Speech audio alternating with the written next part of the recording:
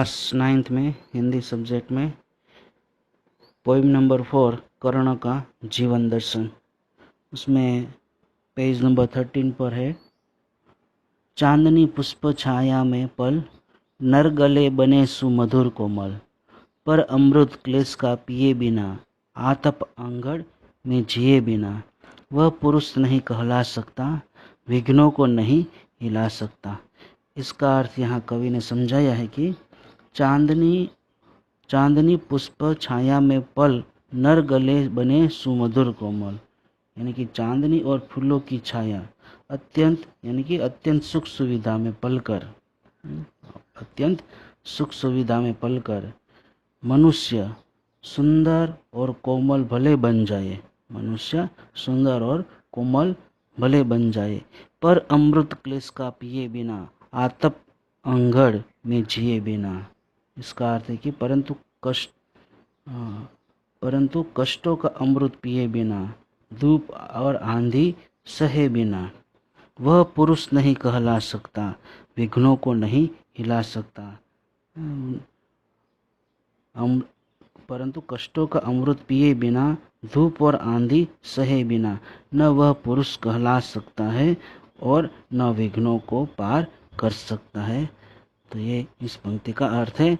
अब नेक्स्ट पंक्ति है स्टूडेंट्स कि उड़ते जो झंझवातों में, पीते जो वारी प्रपांतों में, सारा आकाश अयन जिनका विस्कर, भुजंग भोजन जिनका, वे ही फणिबंध छुड़ाते हैं, धरती का हृदय जुड़ाते हैं। इस पंक्ति का अर्थ यहाँ कवि ने समझाया है कि उड़ते जो झंझावातों में, पीते जो वारी प्रपांतों में। इसका अर्थ है कि जो आंधी तूफानों में उड़ते हैं, प्रपांतों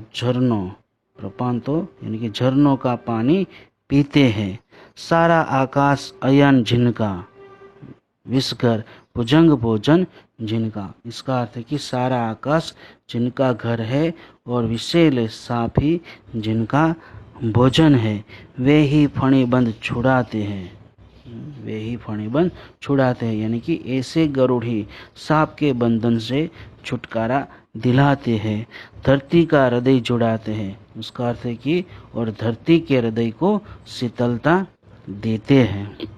अब नेक्स्ट पंक्ति में यहाँ कवि ने समझाया है कि मैं गरुड़ कृष्ण, मैं पक्षीराज, सिर पर न चाहिए मुझे ताज, दुर्योधन पर है विपद घोर, सकता न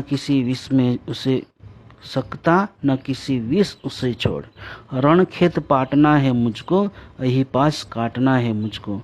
इस पंक्ति का अर्थ यहाँ कवि ने समझाया है कि मैं गरुड़ कृष्ण, मैं पक्षीराज, सिर पर न चाहिए मुझे ताज।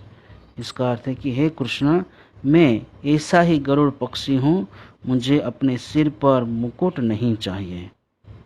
हे कृष्ण, मैं ऐसा ही गरुड़ पक्षी हूँ, मुझे अपने सिर पर मुकुट नहीं चाहिए। दुर्योधन पर है विपद घोर, सकता न किसी विष उसे छोड़। इसका अर्थ है यहाँ कवि ने समझाया है कि इस समय दुर्योधन भयंकर विपत्ति में फंसा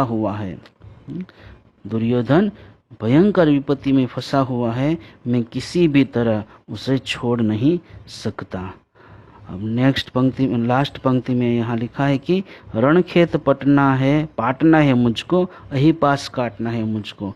इसका अर्थ यहाँ कवि ने समझाया है कि मुझे तो युद्ध क्षेत्र में उतरना है। रणखेत पाटना है मुझको, इसका अर्थ है कि मुझे तो युद्ध क्षेत्र में उतरना है, यही पास काटना है मुझको, यानी कि और दुर्योधन के नागपाश को काटना है। ठीक है स्टूडेंट, तो यहाँ ये कर्ण का जीवन दर्शन कविता का अर्थ यहाँ पूरा हुआ। ठीक है।